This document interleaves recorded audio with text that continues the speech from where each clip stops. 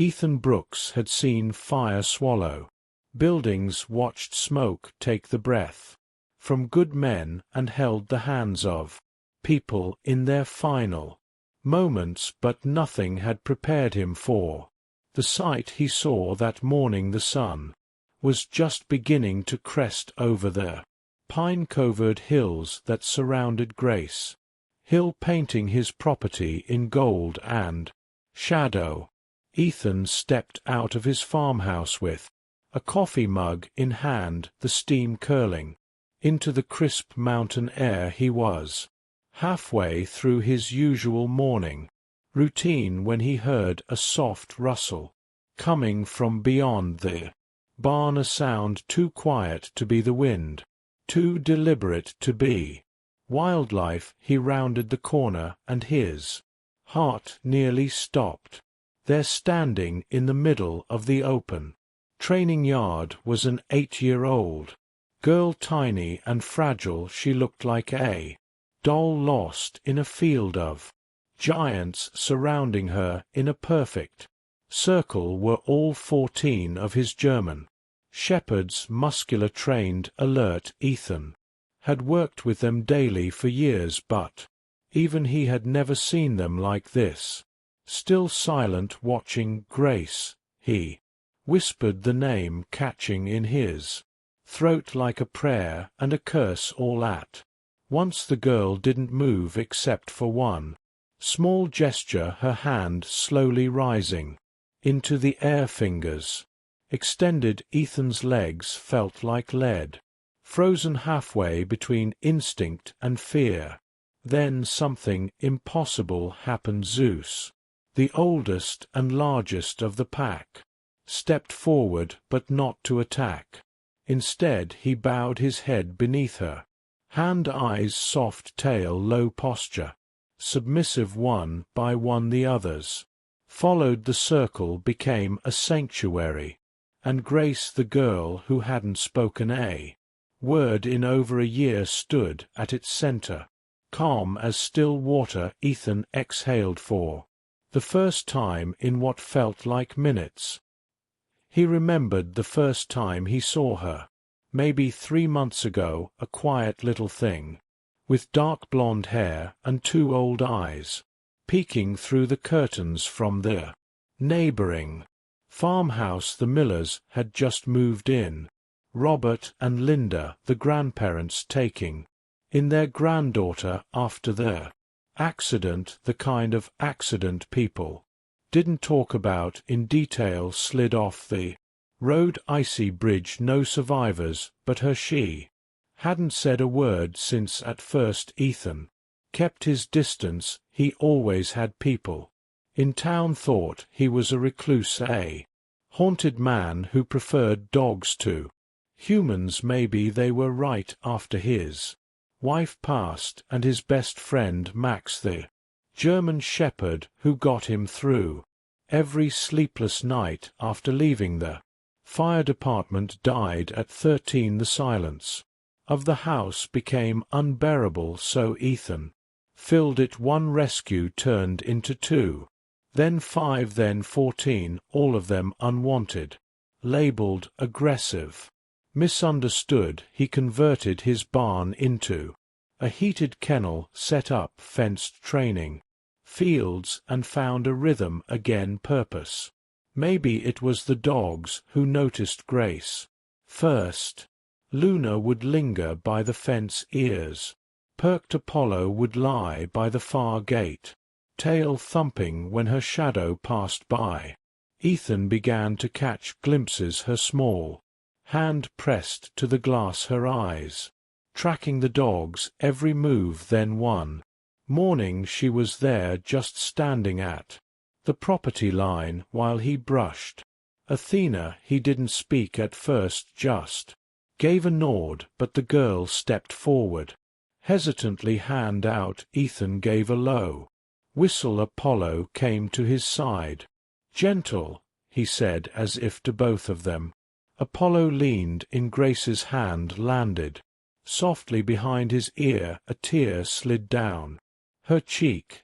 From that day on she came More often never speaking but always watching. Ethan showed her how to hold the leash, how to signal a sit, how to feed without encouraging competition. She soaked it in. Like sun through cold glass, he never pushed her, never asked about the accident. They had unspoken rules, both of them. Then one night Linda called, said Grace had whispered something in her sleep. Luna, just that. It was the first word in over a year. Ethan didn't know what it meant. He didn't ask, but he slept better that night than he had in months. What he didn't know, what none of them knew, was that Grace had begun visiting the dogs at night after her grandparents were asleep. She'd sneak through the treein and sit near the fence watching them under the moonlight. She brought treats, sometimes mimicked his training techniques, practiced hand signals, and somehow over time she had taught them more than even Ethan realized. That morning, as he walked into the circle and placed a steadying hand on Zeus's collar, Grace finally looked up at him. Her lips didn't move, but her eyes said everything, and Ethan knew then these dogs weren't just saving him any more, they were saving her too. The town meeting was louder than usual that evening inside Grace Hill's modest town hall, formerly the high school cafeteria. Residents filled every seat and stood along the walls, their faces stiff with concern. A storm wasn't brewing in the skies above, but within the community itself, and at the center of it all was Ethan Brooks and his 14 German shepherds, 14 large breed dogs. That's not a household, that's a kennel. Rachel Simmons snapped, her voice sharp as broken glass. What happens if one gate is left open? What happens when a child wanders too close? Ethan sat in the back row, arms crossed, his weathered face unreadable. He'd heard it all before. Still the words cut deeper than usual. His dogs weren't just animals, they were family lifelines. He glanced down at a photo tucked inside his coat pocket. Max, his first rescue, the one who saved him from the crushing silence after the fire that took his wife. Mayor Charles Avery cleared his throat, adjusting his glasses. We're proposing an ordinance limiting residential properties to no more than 3 dogs. Current owners will have 90 days to comply. The silence that followed was heavier than any bark or growl. Ethan didn't speak, he simply stood and walked out before the vote, his back straight, despite the weight pressing on his shoulders. Later that night, Ethan coughed so hard he dropped the water glass in his hand. The shatter echoed through the farmhouse, followed by the padding of paws on wood. Zeus arrived first, then Luna. The dogs sat around him, alert and concerned, as if sensing something was off at the clinic. The next day, Dr. Elena Ramirez examined him with a furrowed brow. I'm ordering a chest scan. Ethan, you're not bouncing back like you usually do. He nodded, but said nothing he already knew. The weight in his chest wasn't just sadness, it was something darker growing.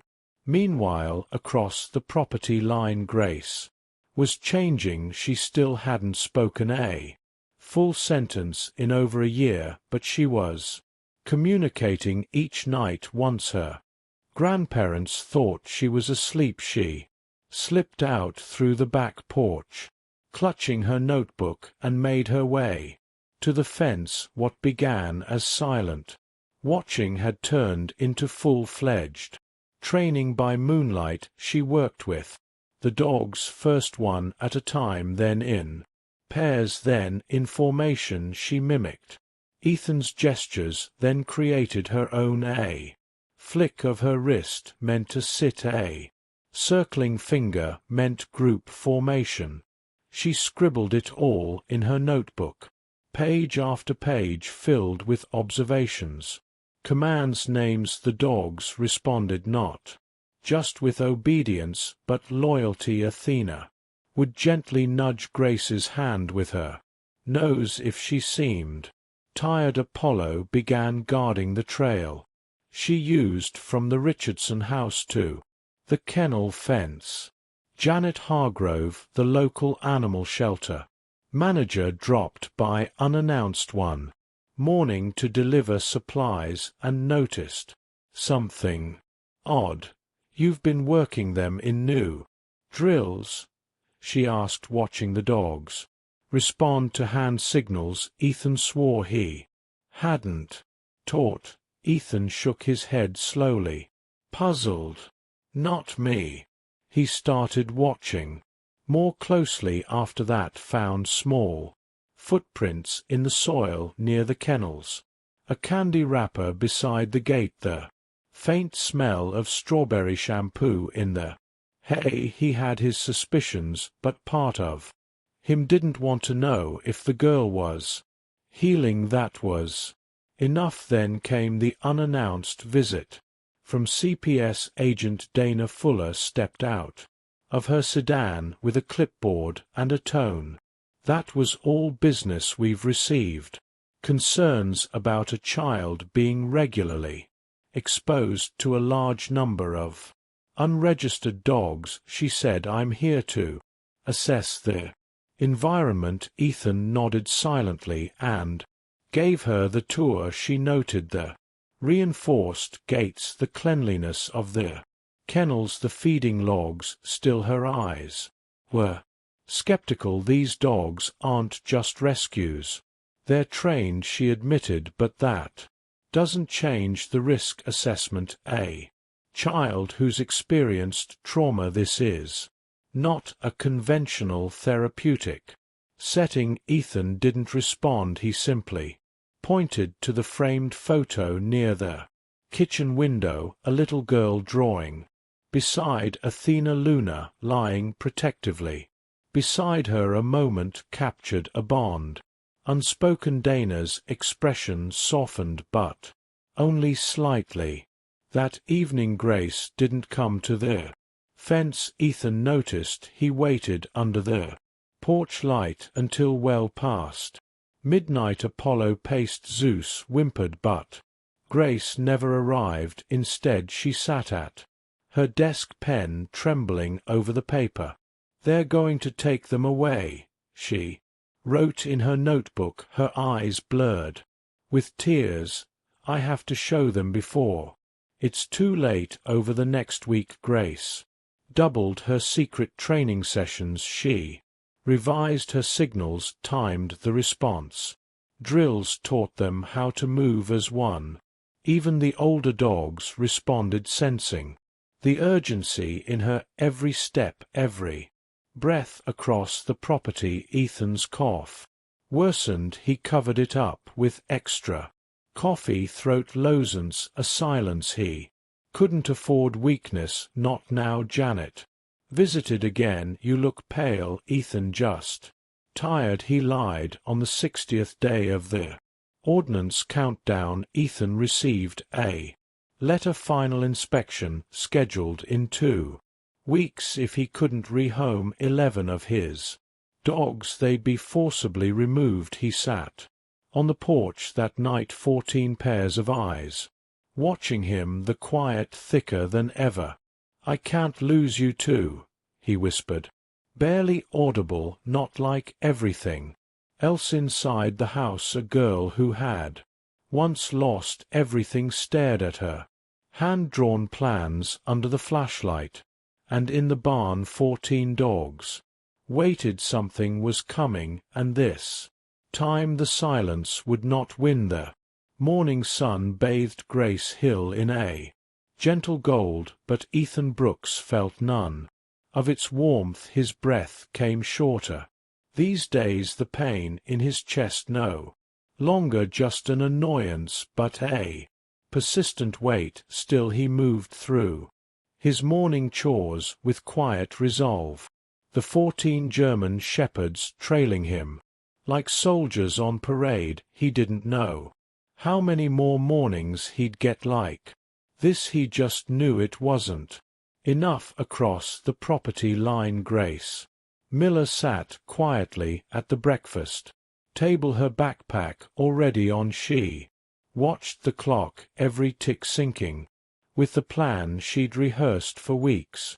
Her grandparents believed she was heading to school, but she had another mission today. As soon as their car turned down the street, Grace slipped out the back door, cutting through the woods she knew like the back of her hand. The town council, the mayor and agent Dana Fuller were scheduled to arrive at Ethan's property any minute. Today was the final inspection before the council voted on whether Ethan could keep the dogs. She had no more time to wait. They had to see Ethan was showing Mayor Avery the new soundproofing in the barn when a familiar electric chill prickled his skin. Something was wrong. Janet, who had come for moral support, noticed it too. She followed his gaze to the far end of the field, and there she was, Grace. Ethan's voice cracked. The girl was already inside the exercise yard. The gate, normally secured with a padlock, was open. The dogs had all turned to face her, ears perked, alert but unmoving. Time slowed. Someone call the Richardsons. Janet shouted, grabbing her phone. Keep everyone back. No, Ethan said hoarsely, already stumbling toward the field. She's not supposed to be, but Grace didn't look afraid. Standing in the middle of the grass, her tiny frame straight and still, she raised her right hand, one sharp flick. 14 massive dogs moved as one. They formed a circle around her, facing outward, tails still, eyes scanning it. Looked more like a protective perimeter than a threat. What the hell? Muttered Officer Marcus Lee, stepping forward before Janet stopped him. Wait, she whispered, just wait. Another silent command from Grace. This time a step forward and 2 fingers pointed toward the ground. The dogs dropped to a sit, then lowered themselves flat on their bellies, total submission. Mouths hung open, phones came out. Someone started recording. Ethan had stopped in his tracks, breath ragged. He hadn't trained them for this, not this coordination, not this level of response to her alone. Grace raised her hand again, this time directing Apollo to approach. The dog did, gently taking a treat from her palm. She's been working with them, Ethan muttered, all this time.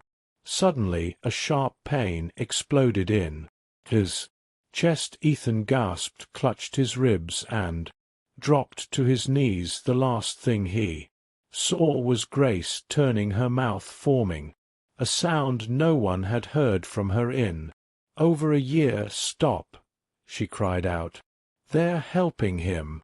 Gasps rippled through the crowd. Zeus, the largest of the pack, bounded to Ethan and began rhythmic pressure on his chest, pressing with carefully controlled weight exactly where Ethan had shown him during rescue drills. Luna sprinted for the house, disappearing through the dog door. Janet knelt beside Ethan, shocked to find a nitroglycerin bottle between her hands. Seconds later, delivered by Luna's careful mouth. How did she started. But Grace's voice cut her off. She knows. I taught her. You taught her? Janet asked, not daring to believe. I taught them all, Grace said, at night there. Mine too. Agent Fuller dumbfounded lowered her. Clipboard, this is beyond standard. Evaluation, these dogs aren't dangerous. They're trained like a tactical. Unit paramedics arrived to a scene of impossible coordination, a child giving clear commands, a pack of German shepherds executing emergency response, and a man fighting for his life in their care. Hon faded in and out, catching flashes, Grace's voice, Zeus's weight on his chest, oxygen pressed to his face. He wanted to speak, to tell them it was okay, that she had saved him, that they all had. But the darkness pulled harder as he was loaded into the ambulance. Ethan caught a final glimpse of Grace through the glass.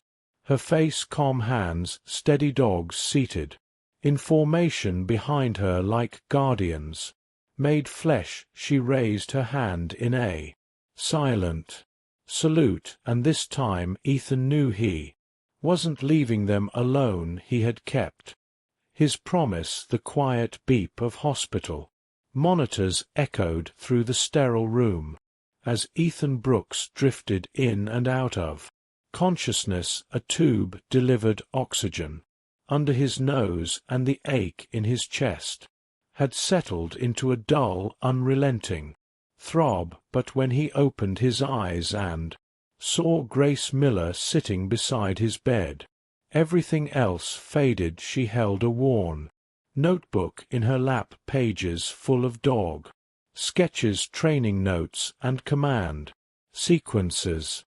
Her hand slipped into his small butt. "Steady, you kept your promise," she whispered. Ethan blinked slowly. He remembered those words spoken years ago on a snowy roadside as he knelt beside a mangled car. He'd promised a dying woman that her daughter wouldn't be alone. That daughter was now sitting at his side. Her voice returned, her eyes clear. Later that afternoon, while Ethan slept, Martha Miller quietly tidied the bedside table. As she moved his wallet, a faded photograph slipped out, a photo of Ethan in his fire department uniform, standing beside a younger couple holding a toddler. She froze. "Robert," she whispered, recognizing her son in the picture. Her hands trembled as she flipped it over, scrolled on the back. "Robert, Sarah, and Grace send off. 2018." Captain E. Brooks. Martha sat down hard in the nearest chair. The pieces fell into place with terrifying clarity. When Howard arrived, she handed him the photo. "Ethan knew them," she said. "He was Robert's captain." Howard read the back and looked at his wife, and the night of the accident they hurried back to Ethan's room. He was awake again, and when Martha showed him the photo he didn't deny it. His eyes welled with quiet pain, and he motioned for a pen and notepad. "I was first on the scene, tried to save them, couldn't save Robert. Sarah made me promise I'd watch over Grace." Martha pressed her hand to her mouth. "All this time you were carrying that alone?" Ethan nodded. "I bought the land here when I heard you were moving in. I just needed to be." Closed tears streamed freely. Now that evening Grace returned with Janet and Agent Dana Fuller. Janet had been coordinating care for the dogs in Ethan's absence, and Dana, who once considered Grace's connection to the animals dangerous, now stood silent, humbled by what she had witnessed. Martha handed Grace the photo. "Honey, this was taken before the accident. Do you remember anyone in it?" Grace studied the picture. Her finger landed on her parents, then traced over Ethan's face. "That's you," she said quietly. "I saw you at that night." Ethan's breath caught. You remember? Grace nodded. You talked. To my mom you said I'll watch over her. Everyone in the room went still even. Dana looked shaken. That's why the dogs. Listen to me. Grace continued looking down at her notebook.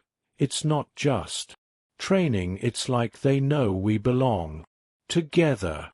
Dana sat down slowly. Grace. Why didn't you tell anyone before? Grace shrugged. I didn't remember, not until I met the dogs. They brought it back. Janet stepped forward, her voice careful. Agent Fuller, you've seen how she communicates with them, how they respond. I've never witnessed anything like it. Not in 30 years of animal rescue.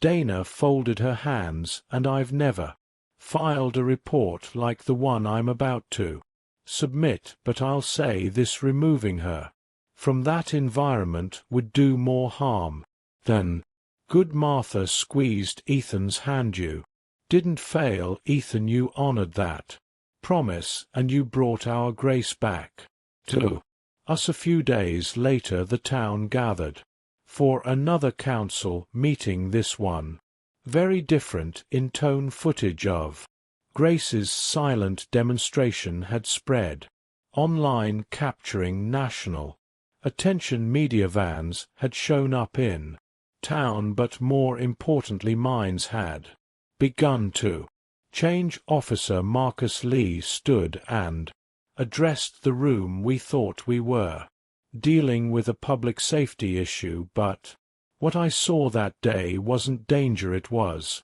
discipline, love, and healing. Even Rachel Simmons, the loudest critic, stood and admitted, I was wrong, I judged based on fear. Mayor Avery nodded solemnly.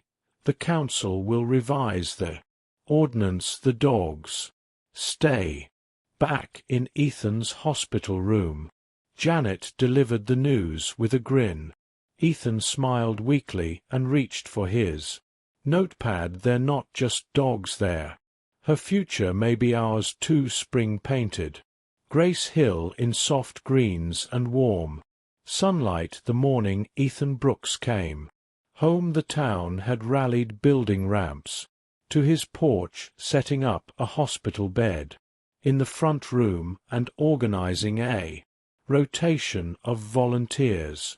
Though his body was frail and the oxygen tank a constant companion, Ethan's eyes lit up the moment he saw the dogs waiting at the gate, tails wagging in solemn formation. Grace stood among them, clipboard in hand, already directing their morning routine.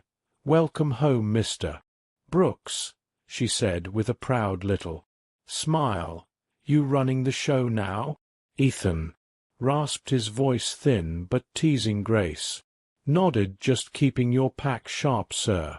Life settled into a strange, beautiful rhythm. Grace came every day after school, recording detailed notes on training progress, adjusting medication schedules with Janet, and even teaching the dogs new group commands. She'd named her notebook the Guardian's Code. One evening, Mayor Avery stopped by with a surprise, a handmade wooden sign bearing gold lettering. Janet, Martha, and Officer Lee helped mount it to the fence near the main gate. Guardians of Grace Hill, in honor of Ethan Brooks and the family he built.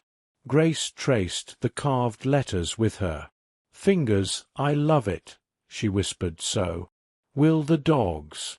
As summer turned to fall, Ethan's body weakened, but his spirit grew lighter. Every sunset he'd sit on the porch, a blanket over his legs, Apollo at his feet, and Grace beside him, quietly reading from her notebook or chatting about a new training technique. I'm not scared, he told Martha one evening when she came to check on him. You should be, she said gently. Ethan smiled. I've seen the worst. the world has to offer, but this town, this girl, these dogs, they've given me something better than a second chance. They've given me peace. On the final night of his life, Ethan asked Grace to come early. She found him resting in his chair. The dogs gathered around like sentinels. "I've got something for you," he said, reaching for a sealed envelope. "Don't open it yet, wait till I'm gone."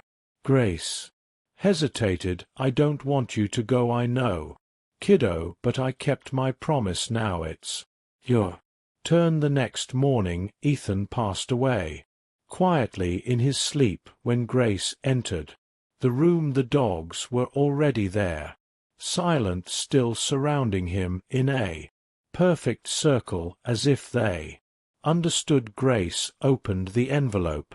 With shaking hands, inside was a letter, written in Ethan's uneven handwriting. "Grace, I see now that the promise I made to your mother wasn't just about keeping you safe. It was about helping you find your voice, your strength. You've done more than that.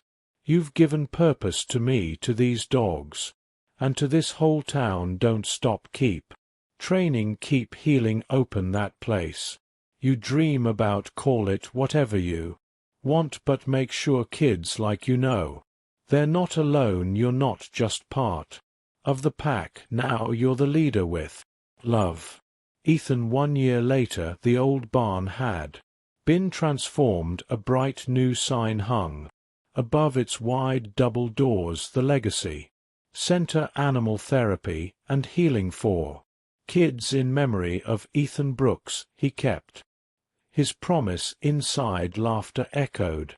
Children played beside dogs, some shy at first, others beaming. Grace, now 10, stood at the front of the group, her voice clear and strong. "Today we're learning how to build trust, just like Ethan taught me." Outside, the 14 German shepherds, older, wiser, rested in the sun, watching over the place they helped create. Guardians, always, as the sun dipped behind the hills of Grace Hill, casting a golden glow over the Legacy Center. Grace stood at the gate with Luna by her side. She looked out at the town that had once feared them, now united by the love and loyalty of 14 remarkable dogs and one promise kept. What started as silence became a symphony of second chances.